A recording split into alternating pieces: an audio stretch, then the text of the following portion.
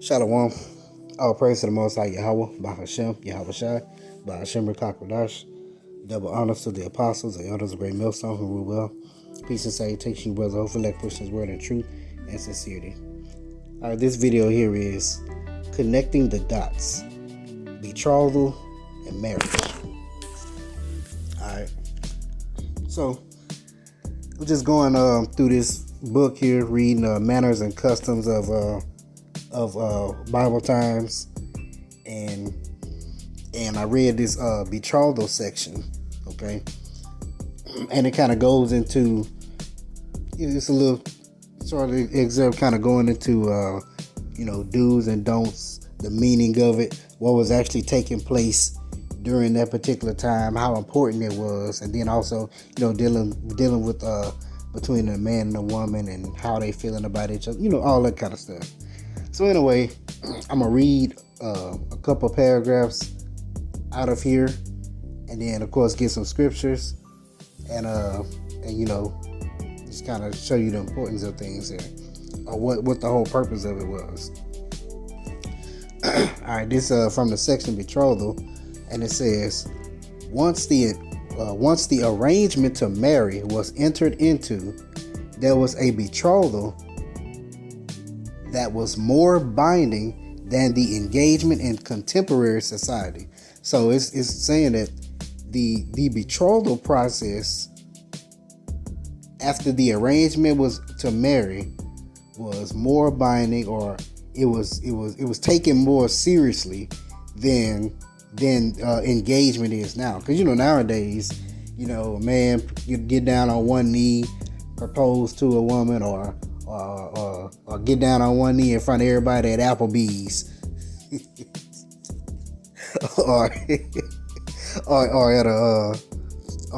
at a sports event, all that bullshit there, and give the woman a ring, okay, showing you that she's,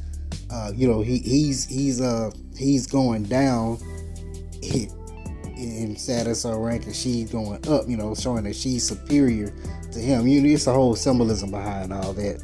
But nowadays a man could so-called propose or get engaged to the woman, and that's all it is. It's just in word. It's nothing really behind that. As a matter of fact, people will tell you, hey, y'all just engaged. Y'all ain't married yet. So you can still, do what you need to do. Get what you want to get out of your system before you get married. I've heard all that stuff before. You know what I'm saying? But that's why I said marriage nowadays, or even engagements and that whole process, it ain't nothing like it was back then. All right. But it says, once the arrangement to marry was entered into, there was a betrothal that was more binding than the engagement in contemporary society. A man who was betrothed to a woman, even though not yet married, was exempted from military service.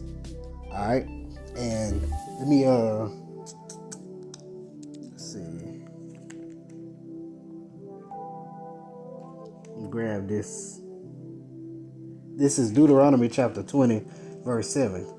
And what man is there, now pay attention to what it says, and what man is there that hath betrothed a wife and hath not taken her? Question mark. You see that? It says, what man hath betrothed a wife and have not taken her? So it says that he's betrothed and not taken. And that word taken there means he took her unto himself. He had sex with her. Okay? So generally, if you betroth the wife, she belongs to you. Simple as that. Okay? This is why that betrothal process was taken very seriously. All right? And but then it says, let him go and return unto his house, lest he die in the battle and another man take her. Okay, so that was the whole thing about, if you taking on a wife, or you recently got married or whatever, then you would be exempt from going into battle, going into war. All right, but you see, his had not taken her, so basically he had sex with her. Okay. I'm going to go on. It says, if a girl was already betrothed and was raped by another man, she could not become that other man's wife. Why? Why is that? Why could she not become the other man's wife if he was just betrothed? If you were to make the comparison of saying to be betrothed or promised unto someone and to be engaged unto him is the same thing. Why could she not become the other man's wife if they had never had sex? If she doesn't belong to him yet? It's because I'm gonna read again, Deuteronomy 20:7. And what man is there that hath betrothed a wife and have not taken her? Okay. Why? Because why does she belong to that other man? Because he had already taken her unto himself. Okay. Because she already belonged to her husband to be. Matter of fact, I'm gonna continue on. It says, if a girl was already betrothed and was raped by another man, she could not become that other man's wife.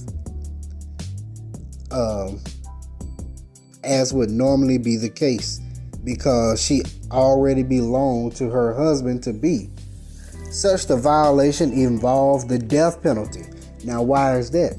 Because she already belonged to that other man. He already been in unto her. Okay.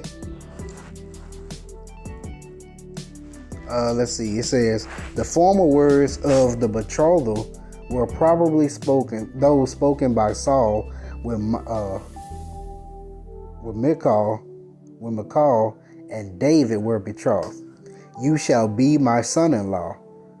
The betrothal could be broken only by a legal transaction, in effect a divorce, and the ground for such termination was adultery. Okay? Now, let me ask you this. How can you really commit adultery and you haven't had sex? You're not married unto her. You know what I'm saying? You got to put it all together. All right. Betrothal lasted for about 12 months, during which the home was to be prepared by the groom and the wedding clothes will be prepared by the bride.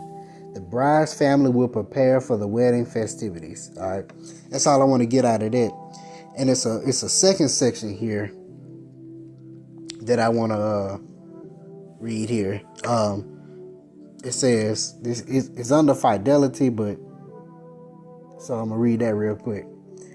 A man was exhorted to be faithful, and he was put to death if he violated a married woman. Okay, and to violate a married woman, what does that mean? Meaning he took a woman meaning he had sex with a woman that was married. Okay, let's see. Let me grab that real quick.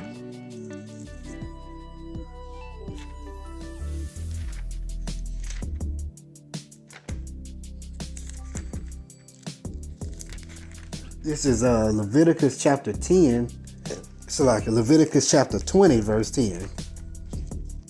And the man that committeth adultery with another man's wife, even he that committeth adultery with his neighbor's wife, the adulterer and the adulteress shall surely be put to death. Okay, so that man that committed adultery and that woman that committed adultery on her husband will be put to death. Okay, that's if a man takes unto him a married woman. All right. Going on here says he was not punished if he violated an unmarried woman.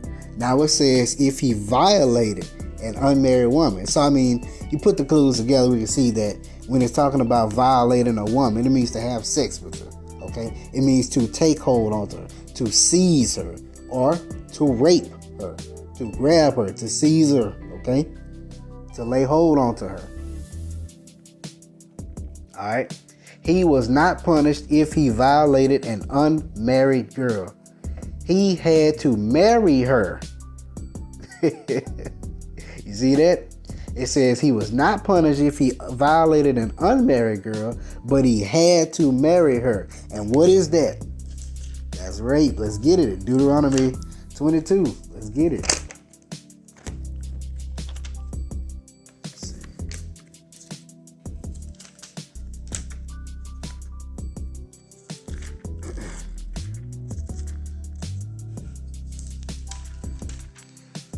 Let's see. Alright, this is Deuteronomy 22 and 28. If a man find a damsel that is a virgin, which is not betrothed, we just been talking about the betrothal process, and lay hold on her, and he grab her up. Hey, I found her. I see her. She ain't married. Hey, she mine. I'm taking that. All right, and lie with her. Okay, to lie with her. He had sex with her. He went in onto her. He cut her hymen. Okay, and they be found. Then the man that lay with her shall give unto the damsel's father 50 shekels of silver, and she shall be his wife, because he hath humbled her. He may not put her away all his days.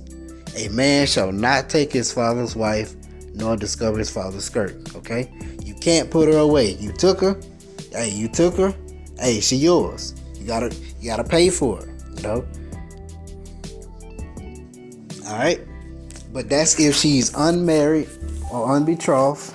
Okay? And you go in onto her. Alright?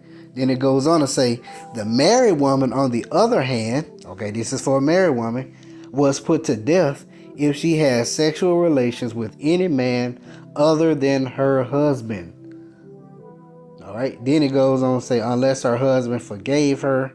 This was called the great sin. Alright, this is going off here. This was because the woman was the fundamental center of the family. And for her to be unfaithful would be for her to destroy the family. This was not considered true of the man, okay? So, like I said, a man can have more than one woman, all right? But the man has to be able to take care of those women and take care of them in the same fashion. Meaning you can't do more for one wife than you do for the other, all right?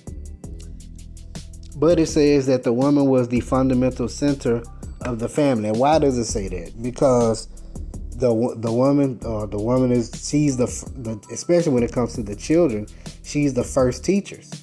Okay, the first ones that your sons and daughters or your children that you learn from is literally the woman.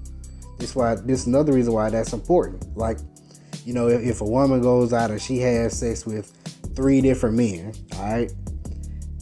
Now you know that what's that show? You Are Not the Father. I can't think of the name of that show.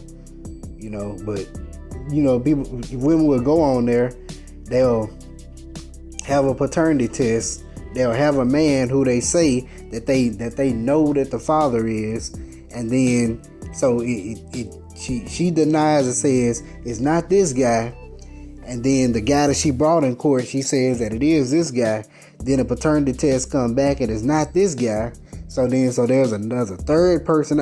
It's confusion. It brings about confusion and unstableness within the family structure. Okay, this is one reason why a woman not supposed to have more than one man. Okay, it's literally confusion because the man passes on the seed. He passes on that bloodline. All right, but I was just reading through this and just wanted to bring that out. So, call all Yahweh Shem Shai Shem Kakwadash. Hope you edified. Shalom.